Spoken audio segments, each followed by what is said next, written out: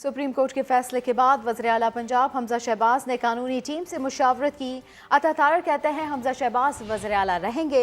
Supreme court ने राय दी है कि हतमी फैसला इलेक्शन कमीशन ने करना है।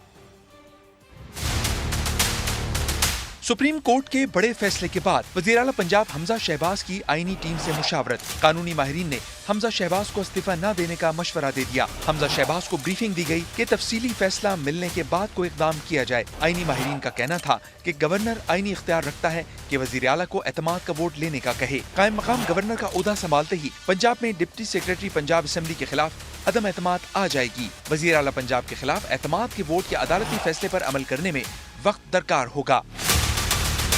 नून लीगी रहनुमा अता तारड़ कहते हैं कि सुप्रीम कोर्ट ने अपनी राय दी है, तफसीली फैसले का इंतजार है। एडवाइजरी ओपिनियन है और एडवाइजरी ओपिनियन की अभी डिटेल्ड ऑर्डर आएगा। हमजा शहबाज शरीफ साहब 100% वज़ीर आला पंजाब हैं और इंशाल्लाह रहेंगे। 26 अराकीन का केस इलेक्शन कमीशन के पास है, उसका फैसला इलेक्शन कमीशन ने करना है। नून लीगी रहनुमा का मजीद कहना था सदर पाकिस्तान गवर्नर पंजाब के मामले में ताखीरी हरबे इस्तेमाल कर रहे हैं।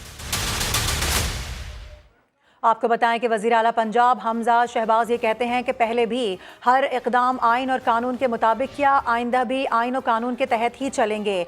फातिमा शिराजी हमारे साथ